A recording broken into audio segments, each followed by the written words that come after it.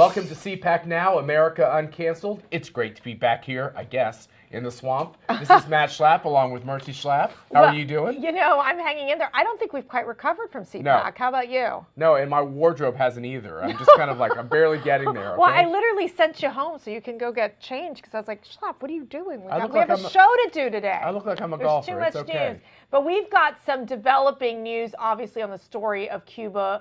We've been here at ACU and at CPAC, we've been tracking this story closely. We're bringing you the up-to-date information of what's happening on the island. And I couldn't think of a better person to give us an update, to give us an analysis of what we're seeing with the Biden administration than my dear friend, my former colleague from the Trump campaign, a leading conservative media strategist, Giancarlo Sopo. It's wonderful, wonderful to see you. Thanks for joining us. Thank you so much. It's great to be here with both of you. It's fantastic. Giancarlo and you share something in common. You both have beautiful Cuban wives. You know that, right? Oh, well, we'll have a contest over ¿Qué es más bonita? ¿Quién es más bonita? Would be correct. Oh man. She is beautiful. But let's get to the story, Giancarlo. Carlo, you've been tracking this day in and day out. You've been getting these videos of what's happening in Cuba. What's interesting is I'm not seeing as many videos come out in the past few days. What are you seeing on the island? Yeah, so I mean, what's happened is that the regime has arrested about 400 plus people and has dispatched military thugs across residential neighborhoods all over the island. So the Cubans, they do get some internet, so they're able to see that like fellow Cubans are being arrested and beat up just for yelling "Libertad," freedom. Yesterday there was a really tragic video that I shared. This kid could not have been more than 15 or 16 years old, and he was being arrested by like 10 big thugs, like throwing him in the back of a police car simply for yelling the word freedom. So obviously people see this and they're very afraid of what could happen to them and their families. And some of the leaders of the protests in Cuba that we saw last week, some of those people are now facing up to 20 years in prison just for organizing a peaceful protest across the island. So the people are terrified, and I think this is why we need to act, and why I'm very disappointed by some of the actions or lack of actions by the Biden administration. So this question about not getting as many videos, could it be as basic as the internet access being throttled back by the government? And do you support these steps? You know, FCC Commissioner Brendan Carr was out the other day talking about there's some very basic steps that could be taken to restore internet more fully to the island. Do you agree with those steps? Yeah, absolutely. Look, I mean, if someone's going to supply internet to Cuba and to the Cuban people, it's better that it's us and not the Chinese or other adversarial nations who do not have the Cuban people's best interest in mind. So I'm fully on board with what the FCC commissioner proposed. It sounds really smart. They seem to have the technical know-how to do it. And yeah, so a lot of this, like you said, is also that the regime has blocked access to social media sites. People have to resort to all sorts of VPNs and different proxies for accessing these sites. And that's fine if you're like a 20-year-old kid and you know how to use that stuff. Right. But you know, if you're an old guy like me in your late 30s, you don't exactly know how to use VPNs all that well. You know, and I have to imagine people like my mom's age would struggle with it even more. So look, I mean, what they're doing is horrific, and I think we need a very strong and aggressive response. So obviously this is personal for both you as it is for me. Giancarlo, first share the story of your family, what I know your grandmother went through in Cuba, number one. And number two, I really want to talk to our viewers as to why it is important for Americans to care about what's happening on the Cuban island and to the Cuban people. Yeah, so my grandfather was a psychiatrist in the Cuban Navy. Not a military guy in any way. It was just like his job. He worked for the Navy as a psychiatrist, and he was rounded up when the revolution came to power in January of 1959. He was imprisoned, and 2 months into his like being in jail, my grandmother gets a call at their home and says, "Hey, your husband committed suicide." and you need to come and pick up his body, pretty much is what they told her. So that obviously really hurt her. It changed her life. She died a widow. She was only about 40 years old when this happened. She never remarried. It was a very traumatic experience. My father enlisted in the Bay of Pigs invasion about 2 years later, and really changed his life and really changed the trajectory of our entire family. So this is very personal. The regime kills people arbitrarily. Like, what happened to my grandfather is not just like an isolated case. This happens to thousands of other families. My story is just one of many. And, just because it happened in 1959 doesn't mean it's still happening now. We're seeing these horrific videos come out of the island of people getting absolutely destroyed by cops, people getting shot. Some people are as young as like 17 years old. And again, the Cubans are unarmed. If you were telling me, look, the cops were shooting at someone who was shooting at them, that's a different situation. These people have nothing. They don't have any weapons. They can only yell. So what's happening is horrific. And this is an anti-American rogue regime 90 miles from our shores that President Trump placed Cuba on the state sponsor of terrorism list in January of this year, because the Cuban regime harbors anti-American cop killers, wanted terrorists.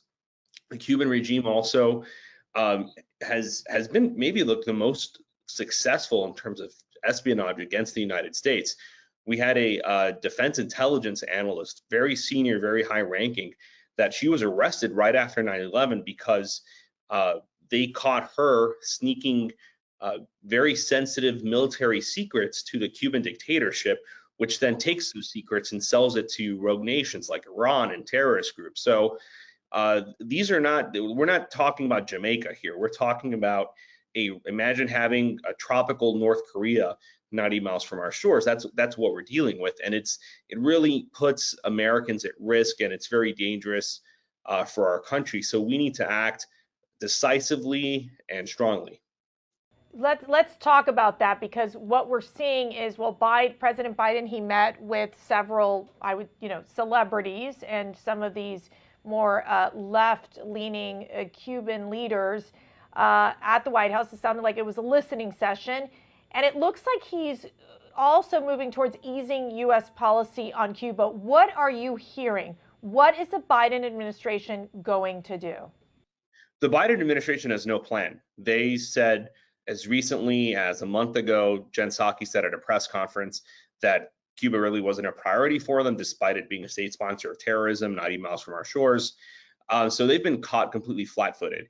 To the degree to which they do have a plan is that, so about 2 weeks ago on CNN and Espanol, the head of the NSC's, the Western Hemisphere chief for the National Security Council, special advisor to the president, he was interviewed on CNN Espanol, and he said that they were looking at easing the sanctions on remittances and restoring consular services to Cuba, which President Trump had, for a variety of reasons, too long, too convoluted to get into. But President Trump had sanctioned these remittances, in part because the Cuban government takes about 15% of them through their military enterprise. So it's not like you're sending your mom or your grandma directly $100. Like, that money goes through the Cuban military. They get $15 of those $100 that they keep for themselves for their repressive apparatus. Then they get those dollars and they can do whatever the regime wants to with them. And what they give your family is some terrible currency that is absolutely worthless. So they get hit twice, not just with that 15% tax, but also just because they're given a crap currency that nobody uses. So that's what President Trump did, and he gave it we're not the ones blocking remittances to Cuba. It's the Cuban regime. The Cuban regime does not want direct remittances to the people. They want everything to funnel through them. And it seems that what the Biden administration is just doing is putting window dressing on a policy decision that they already made at least weeks ago. And I don't think that's the proper response. The people in Cuba are marching because they want freedom. They want to get rid of this dictatorship. They don't just want remittances. Remittances are fine. I sent some to my mother-in-law, but remittances, that's not what people are asking for. So this is a very weak response by a very weak administration. When I was in Miami recently, Mercy, what I was surprised at as we were driving by Calle Ocho, the young people. Yeah. You always say, hey, the young people aren't this generation isn't necessarily where the last generation is. But I saw something very different. So I think there's a real spirit that's been woken up, which should never go away, which is this idea of freedom. So thank you for your great reporting. Yeah, thank you so much, Giancarlo. We'll be checking back up with you, and thank you for continuing to push this message of libertad, patria y vida. Welcome back to CPAC Now, America Uncanceled. And there is so much news going on this week, Matt. But of course, you always have this one or two tweets that come out that just make news. Fox News even covered your tweet, your most recent tweet. Do you want me to share it with you? Of course. Okay, here we go. Why deprive all these wonderful people of my Twitter? So when the president walks out of the White House and he's going to the helicopter, President Trump would do this all the time, he would talk to these reporters. So he gets asked a question from a reporter saying, what's your message to platforms like Facebook? This has to do with the fact that the White House says that they're coordinating with Facebook on, quote, misinformation. Flagging posts that will kill people. That's right. And the President Biden responds by saying they're killing people, basically saying that Facebook is killing people. So you tweeted out, which was wonderful, wow, I'm sometimes critical of Facebook, but I have not accused them of murder. This is who Facebook is aligning with. Brilliant. So you think about what these platforms are doing is they're making their bed with the Democratic Party and the Biden administration because they fear the regulatory state taking action against them. And so in order to cozy up to Biden, they're canceling all of us. Right. We're the free market guys that actually believe that they have the right to do a lot of things, including wrong things. But think about this. The President of the United States just called Facebook murderers. That when they allow people to speak freely, that they're allowed to harm people's health. Right. That's not what the First Amendment is all about. The First Amendment is about freedom, including the freedom to say things that might not be accurate. But it is true when it comes to the virus, everything they've told us is a lie turned out to be true, and vice versa as well. Well, I mean, and I view it just a little bit differently. I feel that it's the fact that Facebook is going out and, basically coordinating with them. They're putting the little highlights, visit here to get more information on COVID. It's the opposite. But the problem is it doesn't allow the American people to question the CDC, to question the administration. And Jen Psaki, the White House press secretary, went so far as to say, well, if we got to ban these people on one platform, you got to ban them on all platforms. I think this helps your lawsuit. What do you think? That's why the lawsuit's such a big deal, because as John Cole and the lawyers are explaining, these platforms are acting as agents of the Democratic Party. If AOC or Kamala Harris or Bernie Sanders or someone else says, Facebook you must or Twitter you must, there's a very high batting average, 95% likelihood that they'll do exactly that. By the way, when one of us admonishes one of these social media platforms, they don't listen to us at all. Right. Which maybe you can't blame them.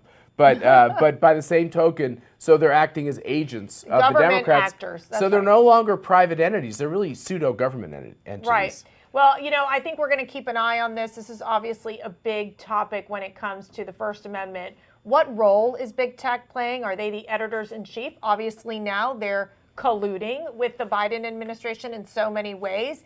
And I have to say, it was interesting because Facebook did put out a statement afterwards and basically said, don't blame us for what's happening with COVID. And I think they got into a bit of a fight with the Biden administration. What do you think? Well, the Democrats want to shut these companies down because they don't believe that anything should be big or successful. Remember what President Obama said, you didn't build that. So he would look at Mark Zuckerberg and said, basically your success is due all to the government.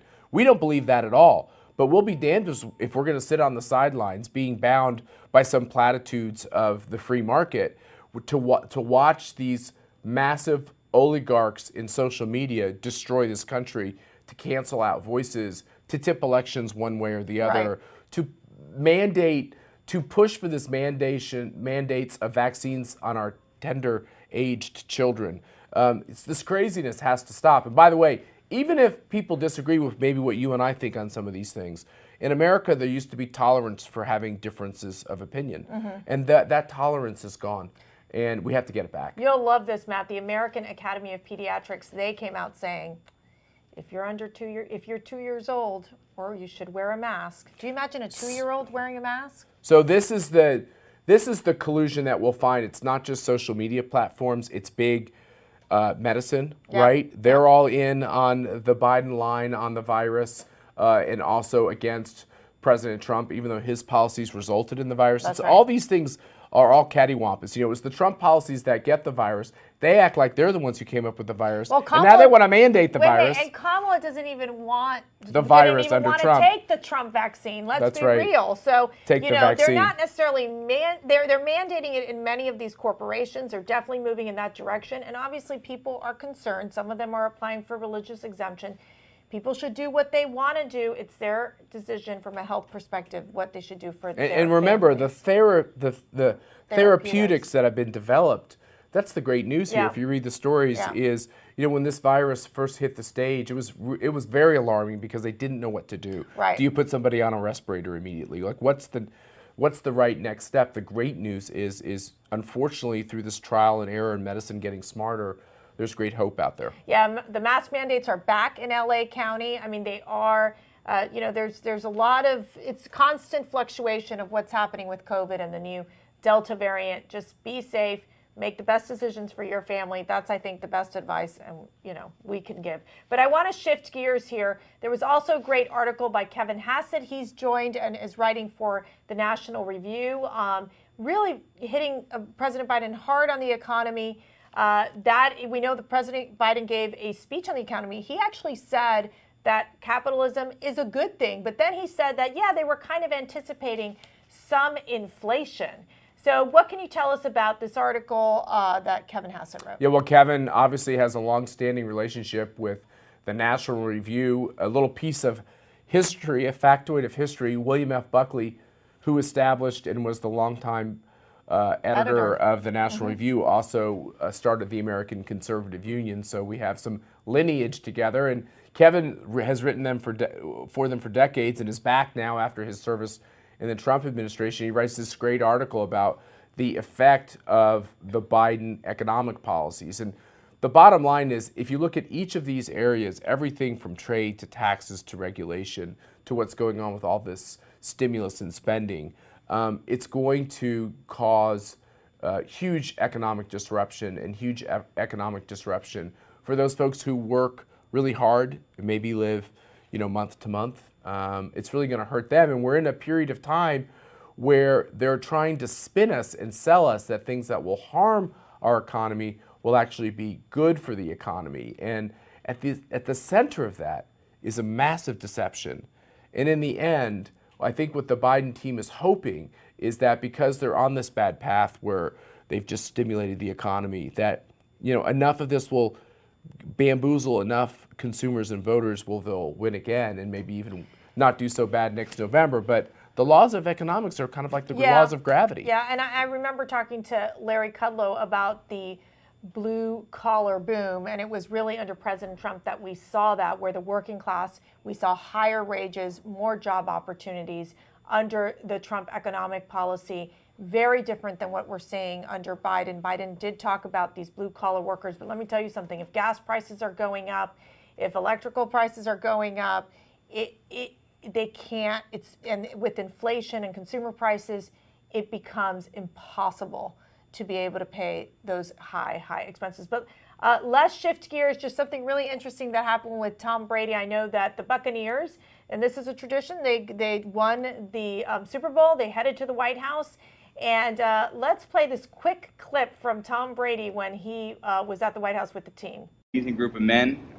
It didn't look great there. At one point, we were 7-5, struggling a little bit, as the president alluded to. But we found our rhythm. We got on a roll. Not a lot of people, think that we could have won. And in fact, I think about 40% of the people still don't think we won. You understand that, Mr. President? I understand that. Yeah.